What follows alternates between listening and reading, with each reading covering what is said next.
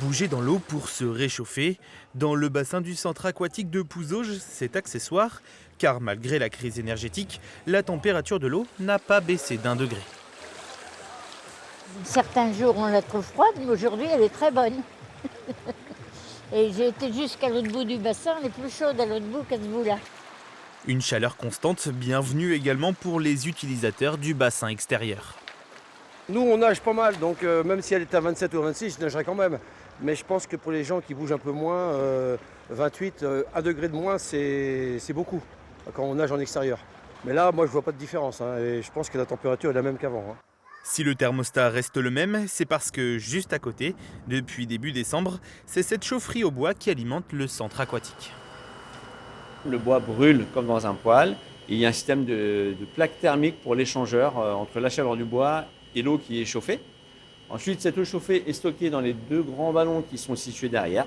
Et elle est injectée sur le réseau du centre aquatique, que ce soit pour le chauffage, les bassins, chauffer l'eau des bassins ou encore pour les douches. Pas question pour autant d'abandonner totalement le dispositif de chaufferie au gaz. Elle va être utilisée très peu. Elle va combler entre 5 et 10% des besoins calorifiques de l'année. Ça va être essentiellement pendant les températures négatives, comme on a en ce moment tous les matins par exemple.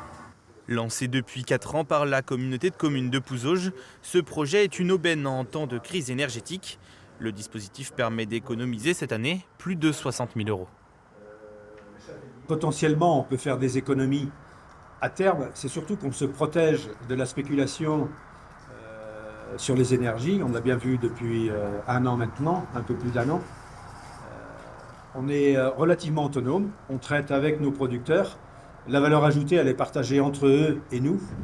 Un avantage économique mais surtout écologique, car c'est à quelques kilomètres de là, en campagne, de la coupe des arbres et des haies, que provient le bois utilisé.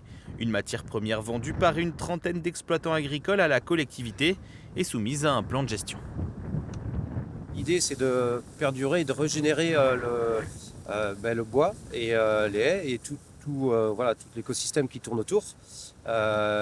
Donc c'est pour ça qu'en fonction de certaines haies, l'idée n'étant pas de tailler au ras pour l'effacer et vraiment la faire lui permettre de se redévelopper, quoi. Une fois déchiqueté, le bois est stocké dans cette exploitation et nécessite ensuite peu de manipulation.